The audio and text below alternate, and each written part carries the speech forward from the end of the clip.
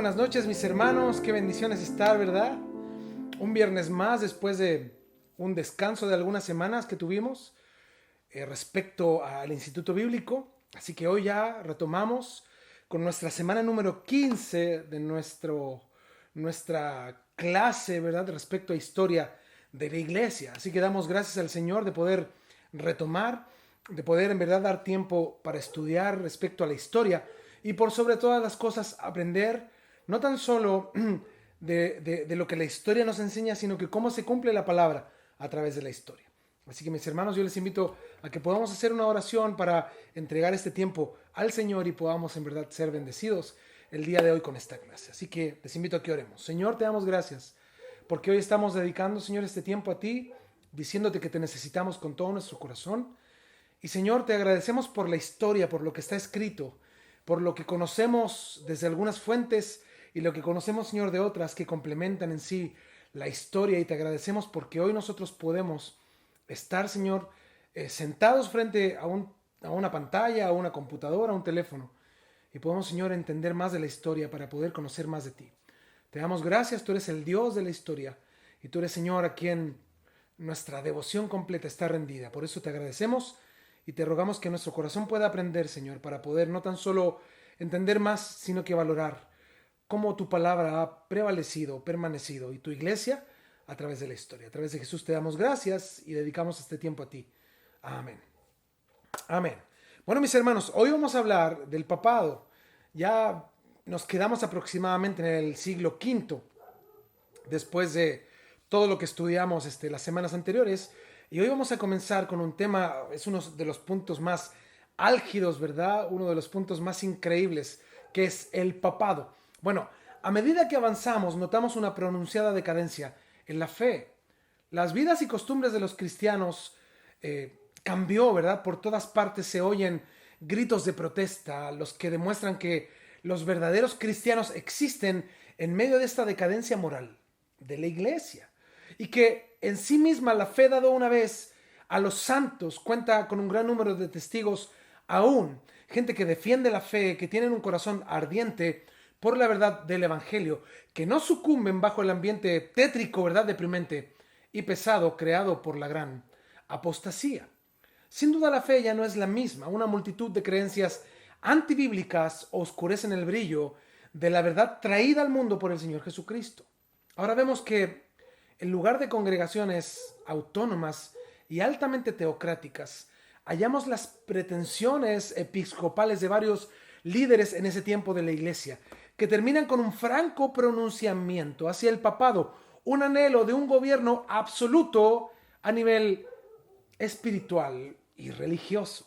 Ya en este momento el obispo dejó de ser lo que había sido en los tiempos apostólicos y los siglos inmediatos. Vemos lo que se dice al respecto. Un distinguido historiador llamado Moschem dice: nadie confunda a los obispos de la primera edad de oro de la iglesia con aquellos de quienes leemos más tarde, porque aunque ambos eran designados con el mismo nombre, diferían grandemente en muchos sentidos, dice Moschem. Un obispo en el primero y segundo siglo era un hombre que tenía a su cuidado una asamblea cristiana que en aquel tiempo, por lo general, era tan pequeña que podría reunirse en una casa particular. En esta asamblea él actuaba no con la autoridad de un señor o un jefe, sino con el celo y la diligencia de un siervo. Las iglesias también en aquellos tiempos, dice Moschem, eran completamente independientes y ninguna estaba sujeta a su jurisdicción exterior, pero cada una se gobernaba por sus propios liderazgos y por sus propios reglamentos. Nada es más evidente que la perfecta igualdad que reinaba en las iglesias primitivas. Aquí es donde surge, por causa de la decadencia espiritual y la decadencia moral de la iglesia, en el anhelo de quienes estaban enfrente de algunas de las iglesias, los grandes patriarcas han tomado ahora la dirección del rebaño. Los patriarcas, por ejemplo, de Constantinopla, de Alejandría y de Antioquía gobiernan en Oriente. El patriarca de Roma gobierna en Occidente, y aunque su autoridad no era generalmente reconocida en España ni en Galia, Francia y otros territorios, él se sentía con la autoridad delegada por Dios. Y ahí comenzó la división de poderes. Cada obispo inició su defensa en administrar su jurisdicción. Y lo que ellos decían era que ningún otro obispo podía involucrarse. Y el poder comenzó a concentrarse en las diferentes iglesias. Ahora, la información respecto al papado, yo la tomé del diccionario Larousse, por ejemplo, y del Reader Digest, porque este diccionario de selecciones, ¿verdad? Y la verdad lo hice porque el periodo del papado, para no generar simplemente una opinión desde la perspectiva evangélica, el hecho de tomar conocimiento de otros textos que son, sin duda no tienen relación con el Evangelio, nos da una perspectiva un poco más amplia de lo terrible de estos acontecimientos. Ahora, ¿cómo es el desarrollo del papado? Ahora, según la Iglesia Católica, desde Pedro hasta nuestros días hay 264 papas, de los cuales 78 de ellos han sido canonizados, o sea, designados y hechos santos. 37 de estos papas son catalogados como antipapas, quienes hicieron, dicen ellos, mucho daño a la iglesia. No se reconocía a la iglesia en Roma, ningún primado ni superioridad. Pero siendo Roma la gran capital del mundo, los obispos de esa ciudad empezaron a creerse superiores a los demás y procuraron centralizar en ellos la autoridad suprema del gobierno eclesiástico. Ya en el año 190 manifestó esa ambición de ser el líder absoluto de la iglesia, el obispo que figura con el nombre del Papa Victorio I, quien quiso hacer valer su autoridad fallando sobre una cuestión que se había levantado sobre la fecha en la cual debía de celebrarse la Pascua. Pero sus colegas, ¿no?, otros obispos de Oriente, no quisieron tenerlo en cuenta y no quisieron nombrarlo como la autoridad suprema de la iglesia. Ahora, los primeros obispos de Roma, está entre ellos Lino en el año 67 al 79, Cleto entre el 79 y el 91 y Clemente entre el 88 y el 97 después de Cristo. Estos tres obispos de Roma dejaron escritos y jamás reclamaron la supremacía de ellos sobre toda la Iglesia universal. Ellos nunca se declararon los supremos monarcas alrededor del mundo de la Iglesia. Luego hubo 6 obispos más hasta el año 156. Aniceto, por ejemplo, quiso influir en Policarpo, obispo de la iglesia de Esmirna que estaba en Asia. Le mandó una orden a Policarpo que cambiara la fecha en que los cristianos celebraban la Semana Santa, pero Policarpo se negó a este cambio. En el año 168 al 190, 2 obispos hubieron en Roma, Sotero y Eleuterio. En el año 190 estuvo Víctor I, él estuvo como obispo desde el 190 al 202.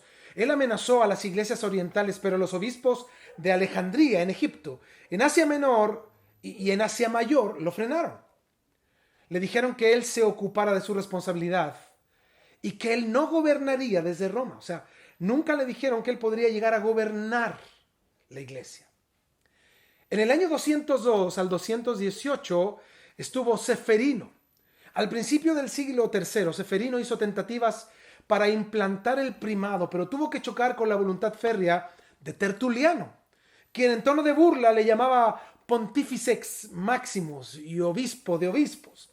Tertuliano se burlaba de él por su anhelo de autoridad. Muchas veces los defensores del papado citan estas palabras de Tertuliano ignorando o queriendo ignorar que fueron dichas para mostrar el carácter pagano de las pretensiones del obispo de Roma.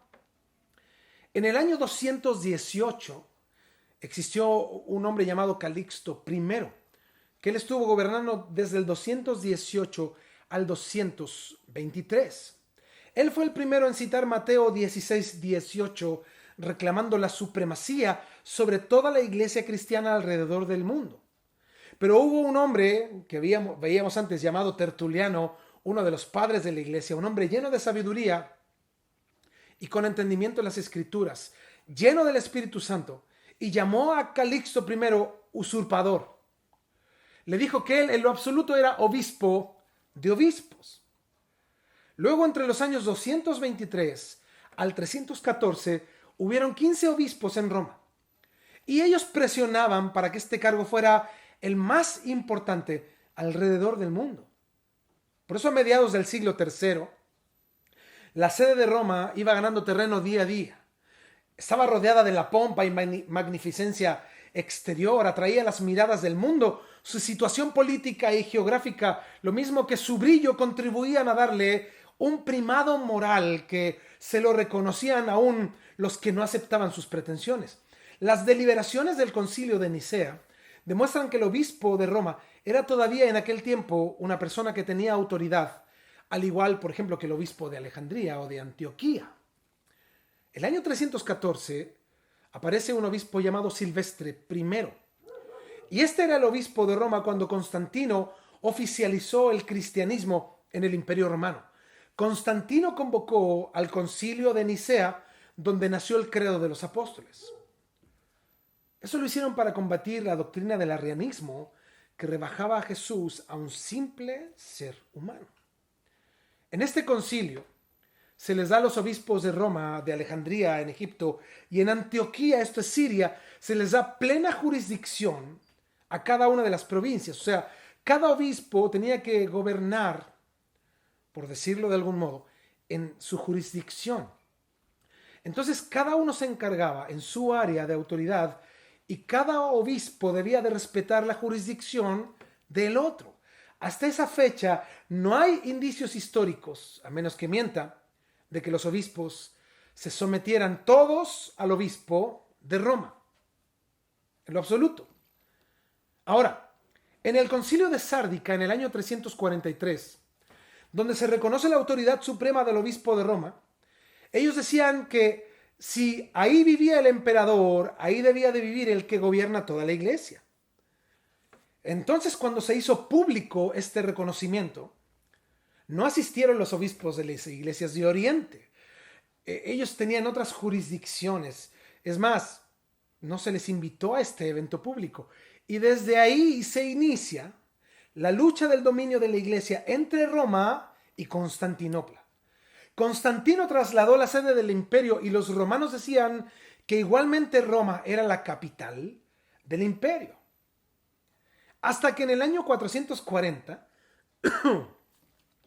aparece un hombre, el obispo de Roma, llamado León I, también llamado León I el Grande.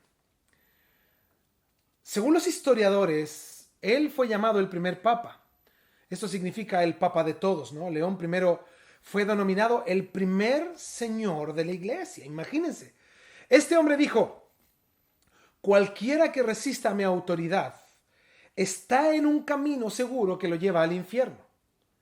¡Wow! ¡Qué impresionante!, ¿verdad? Dice la historia que León I fue el primer papa en declararse en favor por la pena de muerte para los herejes. Y los herejes en el tiempo de León I eran los que se oponían a los errores del papado.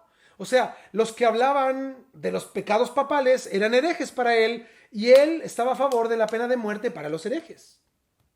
Ahora, en el año 476 después de Cristo, en este año el Imperio Romano es vencido por un bárbaro llamado Odoacro. Y cae el imperio. Y del año 461 al 590 gobernaron 18 papas. Y fíjense, estamos hablando del año 590. Aún no se llamaba Iglesia Católica. Dice la Biblia que se les llamó por primera vez cristianos a los hermanos, se les llamó así en Antioquía. Y hasta ese tiempo, por lo menos hasta el año 590, así se les conocía como cristianos. En el año 590 aparece el Papa Gregorio I. Estuvo 14 años como papa. Y dice la historia que ha sido uno de los mejores papas que la Iglesia Católica ha tenido. Él excomulgó a los obispos corruptos, que eran, imagínense, muchos a esta altura de la historia. Prohibió la práctica de la simonía a Gregorio I, porque la simonía se le llamaba a este hombre Simón, que le dijo a los apóstoles que quería comprar el don del Espíritu Santo, ¿verdad? Y bueno, de esto hablaremos más adelante. Pero él prohibió la práctica de la simonía. Este es vender los dones, vender la esencia del Espíritu. Los obispos y cardenales pagaban por ocupar puestos en la iglesia. Ellos compraban los puestos y esto lo prohibió Gregorio I. Él rehusó llamarse obispo universal. Dijo que ese título era vicioso y orgulloso. Y él abogó a favor de los oprimidos. Se decía que si todos los papas fueran como este papa fue, todo hubiera sido diferente. El año 604 hasta el año 682 después de Cristo gobernaron la iglesia 15 papas, que la verdad no fueron relevantes, pero sus características siempre fueron de ambición y corrupción. Ahora, en el año 683 aparece el Papa León II. En el diccionario Larousse no aparece este papa. No hay biografía de este papa, lo omiten deliberadamente. Aparece en un canon en algunas páginas de internet, dándole solo un año de papado. Todo esto porque él está considerado antipapa. Ahora, cuando existe un papa, por ejemplo, con un número, significa que hay la misma cantidad de antecesores. Por ejemplo, Benedicto XVI significa que hubo 15 Benedictos anteriores. Y este hombre declaró al Papa Honorio I, su antecesor, León II, lo declaró un hereje. Y en ese tiempo ya se hablaba de la infalibilidad del Papa y se descalificaban entre ellos. Ahora, esto es muy importante que lo entendamos.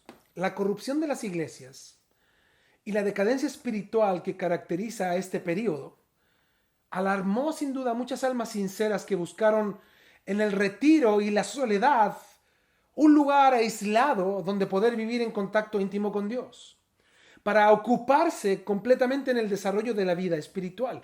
La intención que animaba a los primeros anacoretas y ermitaños era buena, pero completamente extraviada.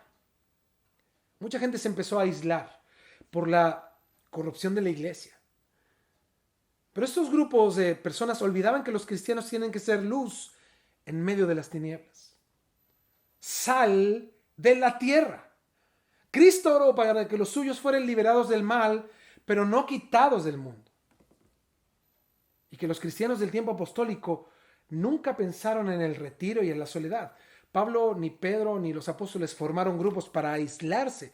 Al contrario, ellos comprendieron que debían de lidiar como buenos soldados en el campo de batalla, en un mundo corrupto. En el año 684 hasta el 752 gobiernan 12 papas. Y en el 752 aparece un papa llamado Esteban II. Este papa recibió como regalo de las manos del rey Pepín, padre de Carlomagno, casi todo el territorio italiano. Imagínate, este conquistador le dice, bueno, tú como eres el papa, ¿no? Eres el infalible de Dios, eres Dios en la tierra, yo te regalo toda Italia para ti. Wow, y aquí es donde comienza el dominio terrenal del papado. Comenzamos a ver cómo al ser dueños de todo un país, se inicia la posesión de tierras y territorios por parte de la iglesia. Por eso, los favores que recibía la iglesia eran cada vez mayores. El permiso de recibir legados que le fue concedido al Papa aumentó asombrosamente los bienes y los inmuebles de las comunidades cristianas. En el año 757 al 795 hubo otro periodo de papas hasta que llegó un hombre llamado León III, quien comenzó su gobierno en el año 795. Este hombre, a cambio de un reconocimiento, hizo un trato con Carlomagno. Y Carlomagno elevó al Papa a una potencia mundial, política y religiosa. O sea, le permitió en el imperio tomar determinaciones a nivel político. Y esta unión entre el Papa y Carlomagno dio origen a lo que se conoce como el Sacro Imperio Romano. Ellos se unieron para gobernar sobre todo y sobre todos. Qué impresionante, donde el Papa ya comienza a tener injerencia en decisiones políticas. Desde el año 816 al 858 reinan 8 papas.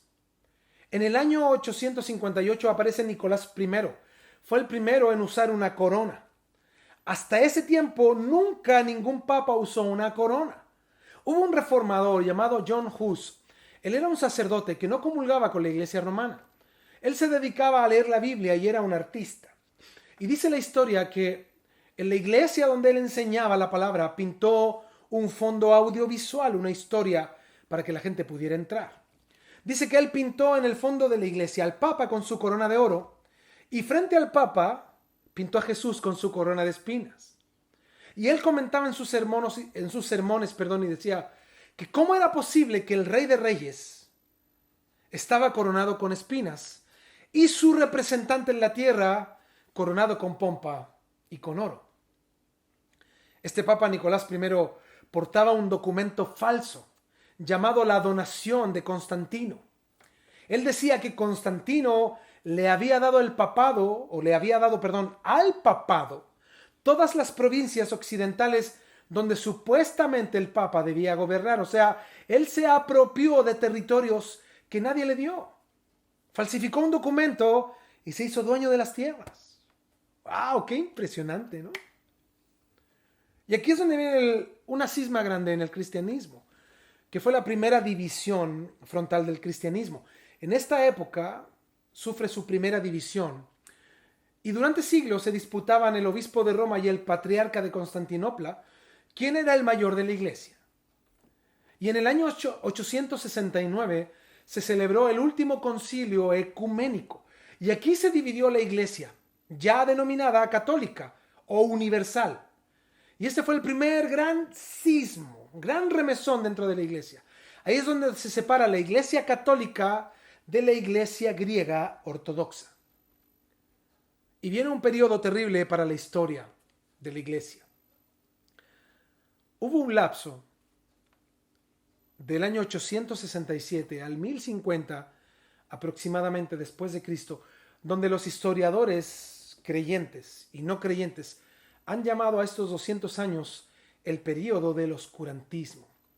Ellos le llaman la medianoche de la edad oscura. O sea, ya estaba todo tan mal, tan negro, tan oscuro, pero en este periodo de 867 al 1050, 867, al 1050, dicen que este fue el periodo más negro de la oscuridad. Sobornos, inmoralidad, corrupción, derramamiento de sangre que hicieron el capítulo más negro dentro de la historia de la iglesia cristiana. En el año 904 aparece el Papa Sergio III, quien tenía una amante llamada Marosía, y ella tenía una hermana y a su madre, y las tres vivían con el Papa y fueron amantes del Papa.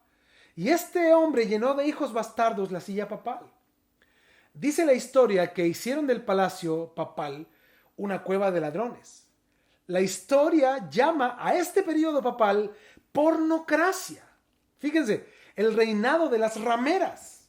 Porque estas tres mujeres que eran prostitutas vivían dentro de la casa papal. Qué increíble, ¿verdad? En el año 914 aparece Juan X.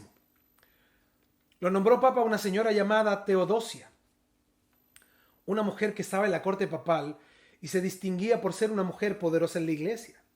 Y esta mujer tuvo 3 hijos a los cuales también nombró papas, que fueron León VI, Esteban VII y Juan XI.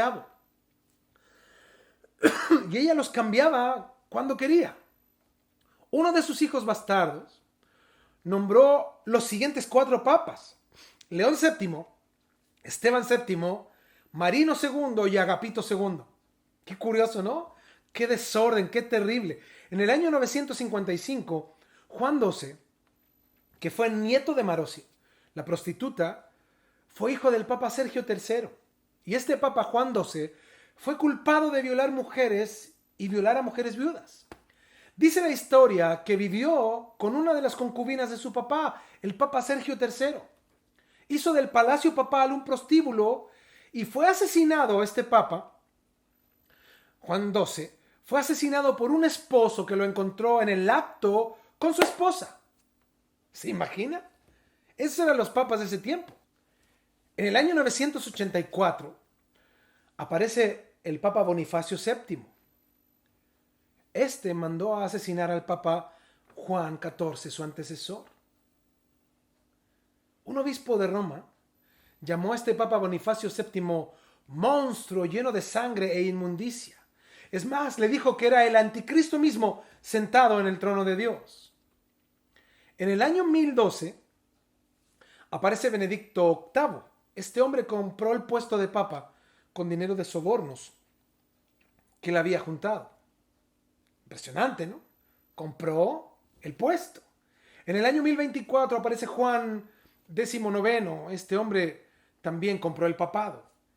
En el año 1032 aparece Benedicto IX. Fue hecho papa por un convenio entre las familias más ricas que había en el imperio y lo hicieron papa a los 12 años de edad. Dice la historia que la maldad de este hombre sobrepasó la maldad de Juan XII, el que mató al esposo, o al que mató al esposo de esta mujer que los encontró en el acto. Dice que él mataba despiadadamente, que adulteraba a plena luz del día, que despojaba a los extranjeros de sus bienes apenas llegaban a Roma. En este tiempo el pueblo se comenzó a dar cuenta que no estaba bien lo que hacía. Y se unió al pueblo y lo expulsó y murió en el exilio. En el año 1045 aparece Gregorio VI y también compró el papado. En el 1046 Clemente II fue nombrado papa por el emperador Enrique III de Alemania. Y aquí es cuando se comienza a levantar la voz del pueblo romano contra la corrupción papal. Comenzaron a protestar en diferentes países y en diferentes ciudades. En el año 1073 aparece entonces el Papa Gregorio VII. Él surgió de entre la maldad como una respuesta a la corrupción. Este Papa era un buen hombre, atacó la corrupción y la inmoralidad. Promovió el celibato de los sacerdotes. Sin duda esto fue un gran error, porque esto ha provocado inmoralidad y desviación sexual dentro de personas que profesan el cristianismo. Y luchó contra la venta de puestos eclesiásticos, la llamada simonía. Esto provocó que el rey Enrique IV lo expulsara de Roma, porque para el rey Enrique IV no era conveniente que se quitara la corrupción. A ellos les gustaba la corrupción porque les daba bienes. Y esto es impresionante. En el año 1198 aparece Inocencio III. Dicen que este fue el más poderoso de todos los papas que ha existido, un hombre terrible. Vamos a hablar de él un poco. Primero él se autonombró vicario de Cristo. Hasta el día de hoy conocemos a los papas como vicarios de Cristo, ¿verdad? Y la palabra vicario significa uno que se pone en lugar de otro. Al ser vicario de Cristo significa que él es quien está en lugar de Cristo. ¿Se entiende? Vicario de Cristo es yo estoy aquí en lugar de Cristo. Este hombre también se llamó Supremo Soberano de la Iglesia y del mundo. Ahí dijo que como él era el representante de Dios en la tierra, el gobierno romano estaba bajo su autoridad. ¡Wow! ¡Qué impresionante! Él dijo que él tenía el derecho y la autoridad delegada por Dios de poner reyes y príncipes y quitarlos a su voluntad. Dijo que todo en la tierra y en el cielo e incluso en el infierno estaban bajo el dominio del vicario de Cristo. Qué increíble, ¿no? Pero eso no fue todo. Los reyes de Alemania, de Francia, de Inglaterra y casi todos los reyes de Europa se sujetaron a este papa. Se sujetaron a su autoridad. Estaban bajo el control del papa. Era tanta la corrupción, tanta la mentira, tanto el engaño, que estaban realmente cegados y creyeron a esta autoridad. En la mente de Dios nunca estuvo el gobernar terrenalmente los reinos. Siempre fue netamente un gobierno espiritual. Hasta Jesús mismo lo declaró y dijo, mi reino no es de este mundo. Inocencio III decretó la doctrina de la transubstanciación. Esto significa consagrar el pan y el vino de la Santa Cena y se convierten literalmente, dice él, en el cuerpo y la sangre de Cristo.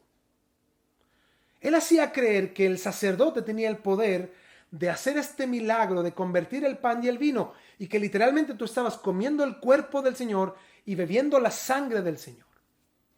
También este Papa, Inocencio III, estableció la confesión auricular, o los confesionarios, cuando una persona confiesa sus pecados audiblemente a un sacerdote. La Biblia dice que el único que perdona pecados y que puede perdonar pecados es Dios. Dice la Biblia que si nosotros confesamos nuestros pecados, Él es fiel y justo para perdonarnos y limpiarnos, dice la Biblia, de toda maldad. Todas estas doctrinas no tienen ni tendrán ningún sustento bíblico. No hay indicio histórico en que los apóstoles perdonaran pecados, absolutamente ninguno. Solo se registra que la única manera de que la gente tuviera acceso al perdón de pecados era por medio del arrepentimiento y que Cristo lo hacía. Su sangre limpia mi vida de mis pecados. Y esto de la confesión auricular, de que los sacerdotes escucharan los pecados de las personas, tenía una intención. Lo hicieron por algo. Sin duda era una intención malévola de manipulación por medio de la vida y la conducta de las personas. Ellos sabían que al conocer la vida de las personas, podrían manipular a las personas con sus secretos. Al conocer los secretos íntimos de las personas, eran altamente y completamente manipulables. Y por eso crearon la confesión auricular. Este papa también estableció la infalibilidad del papa. Esto quiere decir que el papa no se equivoca. Él cuando habla ex cátedra, esto quiere decir que cuando habla, él lo hace en nombre de Dios y todo lo que dice es Dios mismo. Él es infalible. Y este papa también prohibió la lectura de la Biblia. Es por eso que él estableció el dogma de la infalibilidad. O sea, obviamente, ya que nadie podría leer la Biblia. Entonces se regían y obedecían lo que el papa decía, no lo que la Biblia decía. Por eso estableció la infalibilidad. Fue muy inteligente, o sea, malévolamente hablando, ¿verdad? Más adelante incluso Juan 23, en el año 1958, dijo que todo católico debía de leer la Biblia. O sea, pónganse de acuerdo, por favor. Inocencio III instituyó la Inquisición o el Santo Oficio, que hablaremos de eso también más adelante. Ordenó la matanza de los albigenses. Esta era gente que leía la Biblia y que descubrieron las verdades en los escritos originales e iban en oposición a la Iglesia universal. Por eso el Santo Oficio, esto de la Inquisición, fue el brazo asesino de la Iglesia Católica, del Papa. Era una corte eclesiástica para exterminar y castigar a los denominados por ellos herejes. Obviamente los herejes eran los que opinaban y hablaban respecto a los abusos del Papa. Cualquier sospechoso podía ser torturado y asesinado de acuerdo a este edicto sin previo aviso. Les metían fierros calientes por las uñas según para hacerlos confesar. Si el sospechoso era rico, se le despojaba de sus bienes y se repartían entre los clérigos y el Estado. Hay un evento que marca la historia. Este evento se llama la Noche de San Bartolomé. Fue bajo este reinado de Inocencio III que ocurrió la Noche de San Bartolomé, donde murieron más de 30,000 cristianos que leían las Escrituras. Y durante esta época de Inocencio III murieron casi 1,000,000 de personas que fueron decapitadas y torturadas por orden de este Papa Inocencio III. Dice la historia que después de este hecho, después de la noche de San Bartolomé, se hizo una gran fiesta por la muerte de los herejes. Y esta fiesta incluyó orgías, borracheras, que incluso se hizo una moneda de conmemoración por esta victoriosa fecha. ¿Saben cómo catalogaron este día? Donde mataron casi 1,000,000 de personas realmente cristianas que leían la Biblia. Lo catalogaron como la victoria de Cristo. Dicen ellos que en el nombre de Cristo, por orden del vicario de Cristo, se hizo esta enorme victoria. Juan 16:1. Nuestro Señor nos dice lo siguiente en Juan 16:1. Estas cosas os he hablado para que no tengáis tropiezo. Os expulsarán de las sinagogas y aún viene la hora cuando cualquiera que os mate pensará que rinde servicio a Dios. Y harán esto porque no conocen al Padre ni a mí. Mas os he dicho estas cosas para que cuando llegue la hora os acordéis de que ya os lo había dicho. Mis hermanos, los papas usaron la Santa Inquisición durante 500 años. No existe papa ni católico que explique estos actos de la Iglesia. El papa reinante de esa época del nazismo estaba en contubernio con Hitler y mataron 6 millones de judíos. Y el Papa guardó silencio y se hizo el desentendido. Lo más que se ha hecho fue que Juan Pablo II pidió perdón por las matanzas de los judíos en los tiempos de Hitler, y eso fue todo. El mundo quiere escuchar y sin duda comprender qué ha pasado en estos 500 años. ¿Pero qué pueden decir? Ya nada, porque no hay explicación. En el año 1294 aparece un papa llamado Bonifacio VIII. Él dijo: declaro que es necesario para la salvación, ponga atención, es necesario para la salvación de toda persona que esté sujeta al sumo pontífice. Fuera de la Iglesia católica, apostólica y romana no hay salvación. ¡Wow! ¡Qué impresionante! Juan 3:16, Jesús nos dice: todo aquel que cree en Él no se pierda, no se perderá, sino que tendrá vida eterna. ¿Que cree en quién? En Jesús. Dante, un escritor y filósofo, escribió la Divina Comedia. Él fue contemporáneo de Bonifacio VIII y llamó al Vaticano, este escritor Dante, cueva de corrupción. En el llamado infierno de Dante asignó a los papas Bonifacio VIII, Nicolás III, Clemente V, a las partes, dice él, más bajas del infierno. Se levanta un hombre llamado Felipe el Hermoso, que era rey de Francia, y él se levanta contra el papado porque estaba harto de su influencia y de su poder. Y a raíz de un impuesto que se imponía a los reinados de parte de Roma, ¡wow!, Roma imponía impuestos a los reyes. Y Felipe el Hermoso se enojó y se levantó en armas contra el papado. Y sometió y venció al ejército del papa. Y redujo el poder del papa.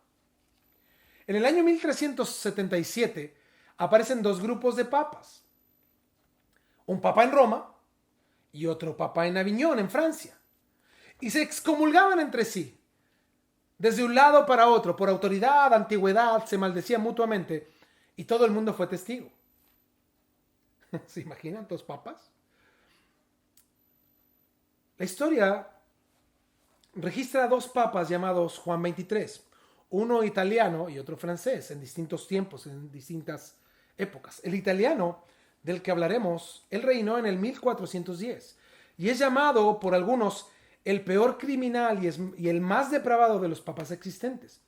Dice la historia que tenía más de 200 mujeres como amantes. Dice la historia que él tenía monjas que apartaba de los conventos a la casa papal. Tenía doncellas, mujeres casadas, y a las que se resistían las violaba. Su cuñada fue su amante. Y no con ser todo esto relevante, además él tenía conductas homosexuales. Qué impresionante. El líder, el vicario de Cristo, el que reemplazaba a Cristo, en total discordancia, oposición, sin ninguna cercanía a Cristo, en lo absoluto. Además negaba la existencia de una vida futura. Él decía que el cielo no existía, que la vida era una y que había que vivirla. Por eso la vivía de esa manera. En el 1447 aparece Nicolás V. Él autorizó al rey de Portugal que hiciera guerra contra las personas africanas. Es más, él autorizó que los hiciera esclavos. Les decía este Papa Nicolás V que los negros no tenían alma. Así lo declaraba él, que eran malditos por Dios. Y este rey, el rey de Portugal, en el nombre de Dios, esclavizó a los negros en África.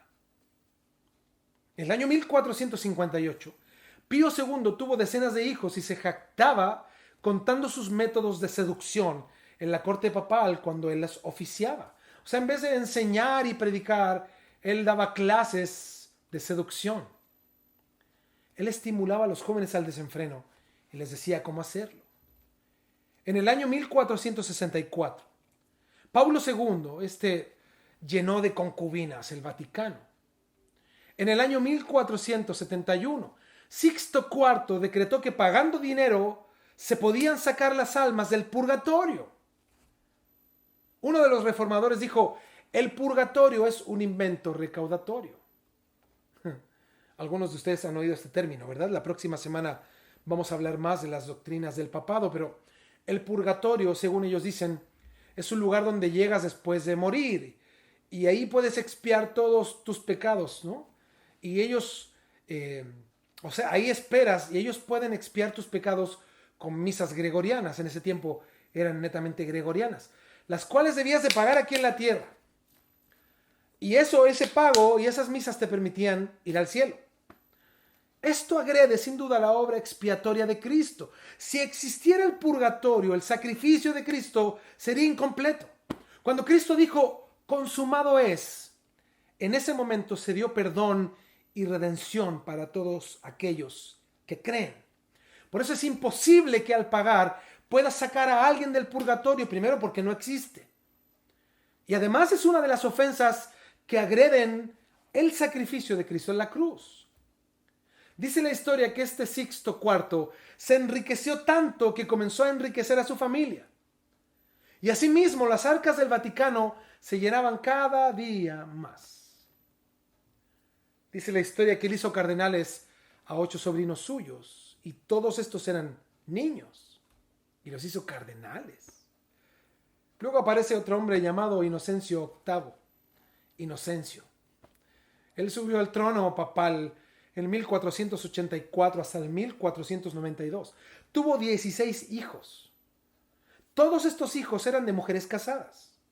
Él vendía los puestos cardenalicios. Él los vendía. Y los puestos que tenían que ver con autoridades de la iglesia, también los vendía. Este papa hacía corridas de toros en la plaza de San Pedro. Ahí en la plaza completa, él hacía corridas de toros. Luego en 1492 aparece Alejandro VI. Dice la historia que era un hombre avaro, depravado. Él compró con dinero el papado también. Y tuvo muchos hijos, incluso los presumía. Y dice la historia que cuando aún eran niños los hacía cardenales. A cualquiera que osara hablar mal de él, lo mandaba a matar. E incluso tuvo como amante a la hermana del siguiente papa. Yo estoy sorprendido. Porque sin duda estamos hasta el año 1500 aproximadamente. Y aquí sin duda, hasta aquí nos podemos dar cuenta que no estamos hablando de la iglesia que Cristo dejó. En lo absoluto. En lo absoluto. O sea, no es la iglesia de Cristo. En lo absoluto. Podemos ver que no hay una continuidad desde Pedro hasta el día de hoy. En lo absoluto. Eso es la mentira más grande. Es más, la próxima semana veremos en qué momento fue que la Iglesia Católica inició.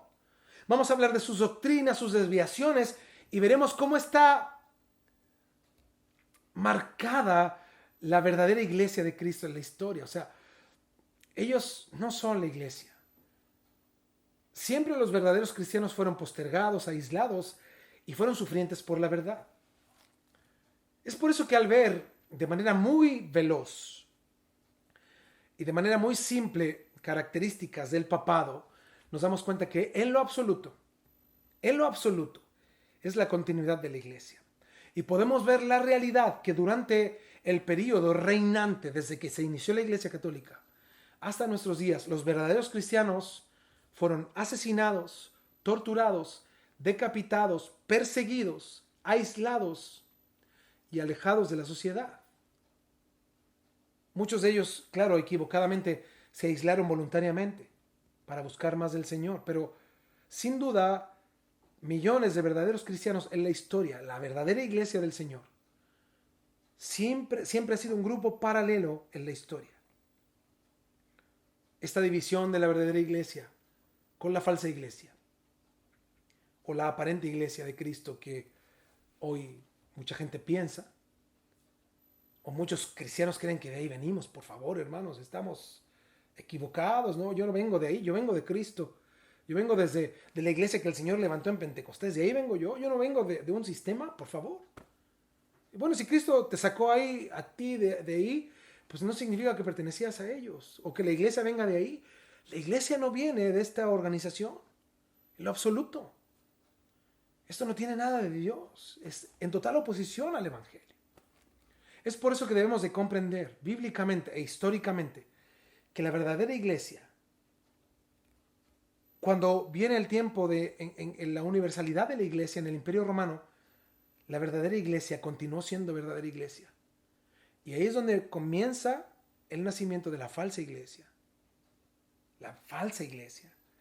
Pero la verdadera iglesia ha seguido siempre a la par.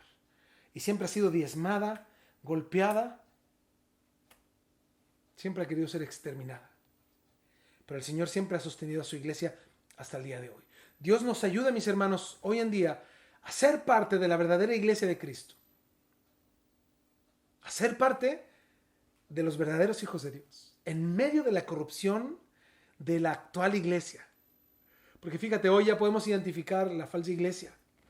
Pero los que dicen ser verdadera iglesia a veces actúan en oposición a Cristo. Al igual que al inicio de la universalidad del cristianismo. Así que, en verdad que el Señor nos ayude a vivir como la verdadera iglesia, la cual Cristo dejó. Les invito a que oremos antes de que terminemos el día de hoy. Señor, te damos gracias por tu misericordia.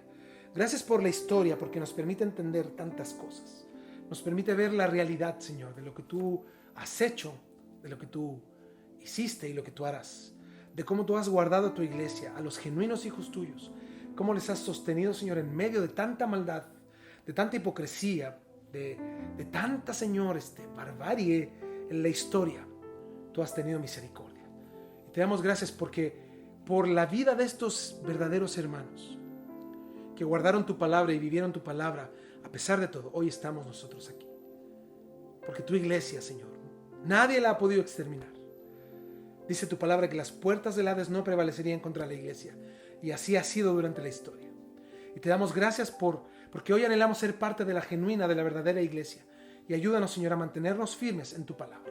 Gracias por este tiempo, por mis hermanos que han dedicado tiempo para estudiar juntos. Y te ruego que tú, Señor, nos des comprensión cada día y podamos ver cada día más claramente todo lo que tú has hecho. Y que valoremos a través de la historia, más aún, tu sacrificio, tu palabra. Y a ti, Señor, que eres nuestro gran Dios. Te adoramos y bendecimos y agradecemos. A través de Jesús oramos. Amén. Amén. Bueno, mis hermanos, Dios les bendiga. Nos vemos el próximo viernes con el Instituto Bíblico y el domingo desde las 11 de la mañana con nuestro culto. Que estén muy bien. Dios les bendiga. Cuídense. Adiós.